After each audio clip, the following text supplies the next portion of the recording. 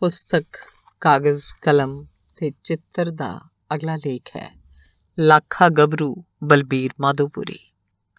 ਲੰਮਸ ਲੰਮਾ ਕੱਦ, ਰੰਗ ਮੁਸ਼ਕੀ ਜਾਂ ਕਹਿ ਲਓ ਲਾਖਾ। ਚਿਹਰਾ ਮੋਰਾ ਨਾ ਸਾਧ ਮੁਰਾਦਾ ਨਾ ਬਹੁਤਾ ਹੁਜਤੀ, ਪਰ ਗੰਭੀਰ ਚੁੱਪ-ਚੁਪੀਤਾ ਇੱਕ ਸਾਊ ਜਿਹਾ ਗੱਭਰੂ। ਜੀ ਹਾਂ, ਮੈਨੂੰ ਐਸਾ ਹੀ ਦਿਖਾਈ ਦਿੰਦਾ ਹੈ ਬਲਬੀਰ ਮਾਧੋਪੁਰੀ। ਬਲਬੀਰ ਕਦੋਂ ਦਿੱਲੀ 'ਚ ਆਇਆ ਮੈਂ ਨਹੀਂ ਜਾਣਦੀ, ਪਰ ਪਿਛਲੇ 20 ਕੁ ਵਰ੍ਹਿਆਂ ਤੋਂ ਉਹ ਯੋਜਨਾ ਦੇ ਦਫ਼ਤਰ 'ਚ ਸਹਾਇਕ ਸੰਪਾਦਕ ਵਜੋਂ ਪੰਜਾਬੀ ਪਰਚੇ ਨਾਲ ਜੁੜਿਆ ਹੋਇਆ ਹੈ। ਇੰਨੇ ਸਮੇਂ 'ਚ ਇਹਦੇ ਕਈ ਬੌਸ ਬਦਲੇ ਹਨ।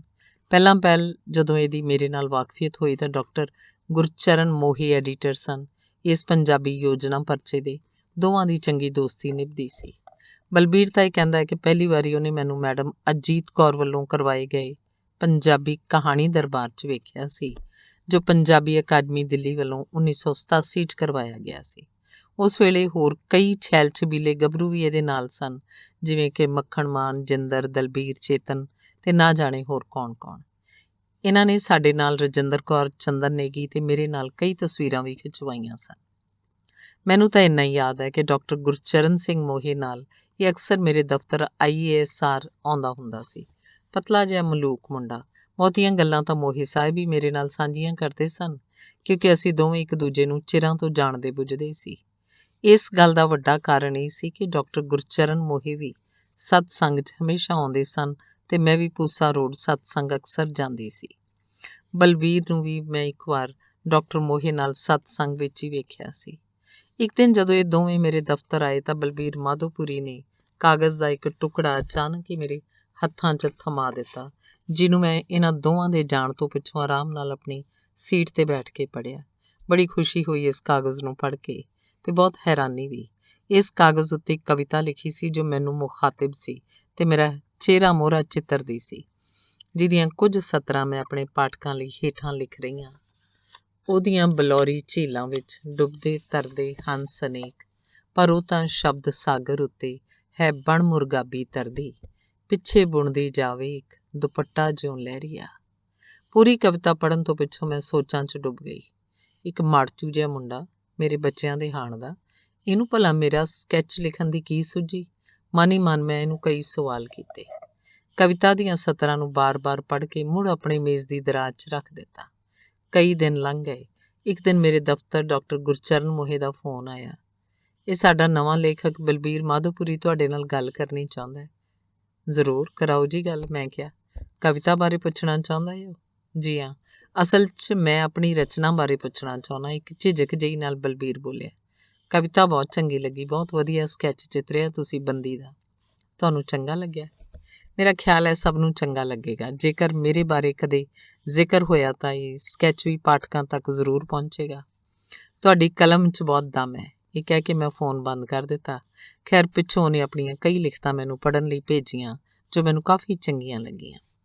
ਇਸੇ ਹੱਕ ਨਾਲ ਮੈਂ ਉਹਨੂੰ ਇੱਕ ਜ਼ਿੰਮੇਵਾਰੀ ਸੌਂਪੀ।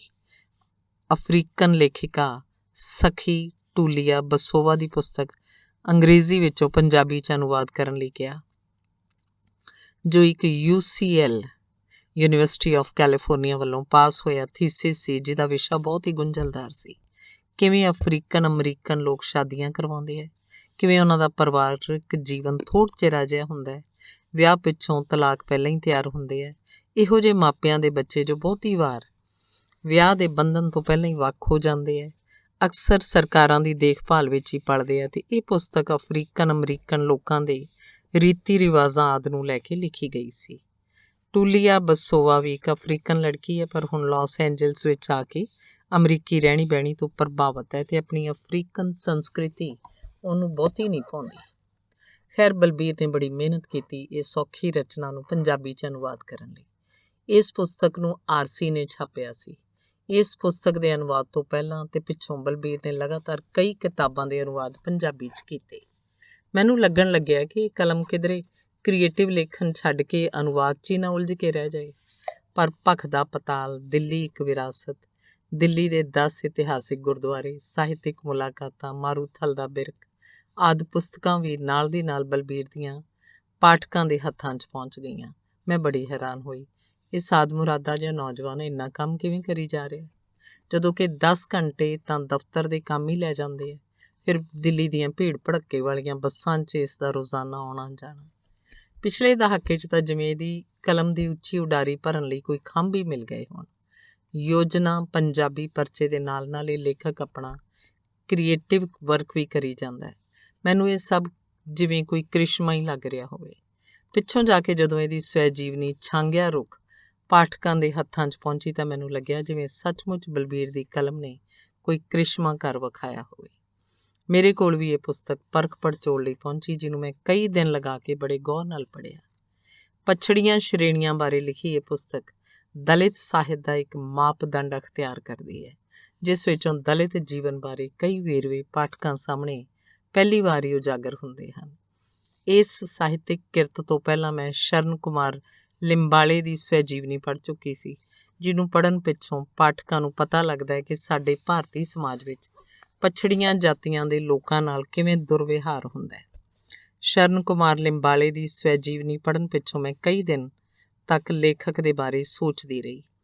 ਜਦੋਂ ਬਲਬੀਰ ਦੀ ਸਵੈ ਜੀਵਨੀ ਛਾਂਗਿਆ ਰੁੱਖ ਪੜ੍ਹੀ ਤਾਂ ਮੈਨੂੰ ਦਲਿਤ ਸਾਹਿਤ ਦੀ ਹੋਰ ਵਧੇਰੇ ਸੋਝੀ ਮਿਲੀ। ਮੈਨੂੰ ਲੱਗਿਆ ਐਸੀਆਂ ਅਲੋਕਾਰ ਰਚਨਾਵਾਂ ਸਾਡੇ ਸਮਾਜਿਕ ਢਾਂਚੇ ਦੀ ਊਣੀ ਸੋਚ ਨੂੰ ਬਦਲਣ ਦਾ ਦਮ ਭਰਦੀਆਂ ਹਨ। ਉਹਨਾਂ ਲੋਕਾਂ ਨੂੰ ਉਤਸ਼ਾਹਿਤ ਕਰਦੀਆਂ ਹਨ ਜੋ ਲੋਕ ਸਮਾਜ ਦਾ ਜ਼ੁਲਮ ਮੱਲੋ ਮੱਲੀ ਸਹੀ ਜਾਂਦੇ ਹਨ। ਅੱਜ ਕੱਲ੍ਹ ਮੁੱਖ ਵਿਸ਼ਾ ਸਾਹਿਤ ਦੀ ਧਾਰਾ ਦਾ ਇਸੇ ਦਲਿਤ ਸਾਹਿਤ ਨਾਲ ਜੁੜਿਆ ਹੋਇਆ ਹੈ। ਸੋ ਪੰਜਾਬੀ ਸਵੈ ਜੀਵਨੀ ਸਾਹਿਤ ਵਿੱਚ ਬਲਬੀਰ ਮਾਧੋਪੁਰੀ ਦੀ ਇਹ ਰਚਨਾ ਛਾਂਗਿਆ ਰੁੱਖ ਇੱਕ ਵਿਸ਼ੇਸ਼ ਰਚਨਾ ਕਹੀ ਜਾ ਸਕਦੀ ਹੈ। ਬਲਬੀਰ ਮਾਧੋਪੁਰੀ ਨੇ ਸਾਹਿਤ ਸੇਵਾ 'ਚ ਕਈ ਮੱਲਾਂ ਮਾਰੀਆਂ ਹਨ, ਜਿਵੇਂ ਪੰਜਾਬੀ ਮੰਚ ਦਾ ਸਕੱਤਰ ਬਣ ਕੇ ਬਹੁਤ ਸਾਰੇ ਨਵੇਂ ਲੇਖਕਾਂ ਨੂੰ ਪ੍ਰਮੋਟ ਕਰਨਾ, ਮੈਡਮ ਅਜੀਤ ਕੌਰ ਦਾ ਸੱਜਾ ਹੱਥ ਬਣ ਕੇ ਉਹਦਾ ਸਹਾਇਕ ਬਣਨਾ, ਫਾਊਂਡੇਸ਼ਨ ਆਫ ਸਾਕ ਰਾਈਟਰਸ ਐਂਡ ਲਿਟਰੇਚਰ ਨਵੀਂ ਦਿੱਲੀ ਦਾ ਸਲਾਹਕਾਰ ਬਣਨਾ ਆਦਿ। ਸਾਹਿਤਿਕ ਸੇਵਾਵਾਂ ਨੂੰ ਵੇਖਦਿਆਂ ਬਲਬੀਰ ਮਾਧੋਪੁਰੀ ਨੂੰ 2 ਵਾਰੀ ਪੰਜਾਬੀ ਅਕੈਡਮੀ ਦਿੱਲੀ ਨੇ ਸਨਮਾਨਿਤ ਕੀਤਾ ਹੈ। ਇੱਕ ਵਾਰੀ ਭਾਸ਼ਾ ਵਿਭਾਗ ਪੰਜਾਬ ਨੇ, ਇੱਕ ਵਾਰੀ SMS ਸਾਹਿਤਯ ਅਵਾਰਡ ਮਹਾਰਾਸ਼ਟਰ ਨੇ। ਇਹ ਤੋਂ ਇਲਾਵਾ ਹੋਰ ਕਈ ਸਾਹਿਤ ਸਭਾਵਾਂ ਨੇ ਵੀ ਬਲਬੀਰ ਮਾਧੋਪੁਰੀ ਨੂੰ ਸਨਮਾਨਿਤ ਕਰਕੇ ਆਪਣਾ ਮਾਣ ਵਧਾਇਆ ਹੈ। ਇਸ ਲੇਖਕ ਨੂੰ ਨੇਪਾਲ ਤੇ ਪਾਕਿਸਤਾਨ ਜਾਣ ਦਾ ਸੁਨਹਿਰੀ ਮੌਕਾ ਵੀ ਮਿਲਿਆ, ਜਿਸ ਕਾਰਨ ਇਹਦੀ ਜਾਣ ਪਛਾਣ ਵਿਦੇਸ਼ੀ ਸਾਹਿਤਕਾਰਾਂ ਨਾਲ ਵੀ ਹੋ ਗਈ ਹੈ। ਮੈਨੂੰ ਲੱਗਦਾ ਹੈ ਬਲਬੀਰ ਮਾਧੋਪੁਰੀ ਜਿਵੇਂ ਸਾਹਿਤ ਰਚਨਾ ਤੇ ਸਾਹਿਤਕਾਰ ਦੋਸਤਾਂ ਮਿੱਤਰਾਂ ਨਾਲ ਜੁੜਿਆ ਹੋਇਆ ਹੈ, ਉਵੇਂ ਆਪਣੇ ਘਰ ਪਰਿਵਾਰ ਵਿੱਚ ਵੀ ਪੂਰਨ ਤੌਰ ਤੇ ਸੁਖੀ ਵਿਅਕਤੀ ਹੈ, ਜੋ ਗੱਲ ਆਮ ਲੇਖਕਾਂ ਦੇ ਲੇਖੇ 'ਚ ਘੱਟ ਵੱਧ ਹੀ ਆਉਂਦੀ ਹੈ।